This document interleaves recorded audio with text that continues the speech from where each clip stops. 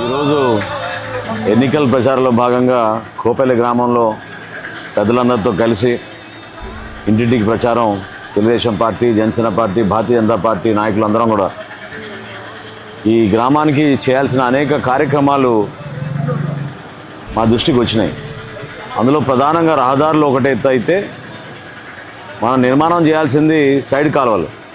Drains గురించి చాలా ఇబ్బంది పడుతున్నారు. పల్లెల్లో ప్రత్యేకంగా ఎక్కడికక్కడ డ్రైన్స్ ఆగిపోవడం వలన, సరిగా అనుసంధానం చేసుకోలేకపోవడం వలన అక్కడ ఆరోగ్య సమస్యలు కూడా దోమల వలన బాగా ఇబ్బంది పడుతున్నారు.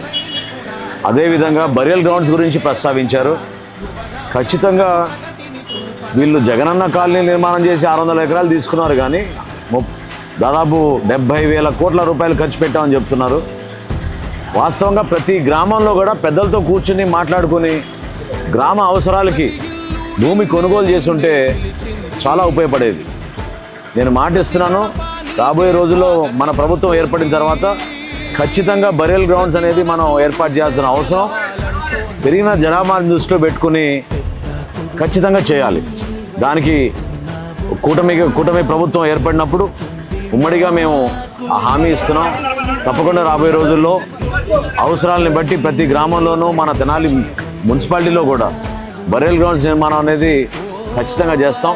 అదేవిధంగా ఈ గ్రామంలో కూడా పక్షపాతం చూపించి, వివక్ష చూపించి కొంతమందికి రేషన్ కార్డులు తీసేయడం, పెన్షన్లు తీసేయడం అనేది చాలా స్పష్టంగా మనకి తెలుస్తోంది.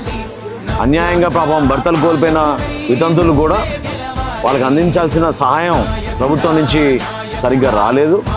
దాన్ని తప్పకుండా మన దృష్టిలో పెట్టుకుని ప్రభుత్వం రాగానే ఏదైతే చంద్రబాబు నాయుడు గారు మొన్న ప్రకటించారో ముందుగా పెన్షన్లు 4,000 రూపాయలు చొప్పున ప్రతి నెల అందించే ప్రక్రియ మేము చేస్తాం.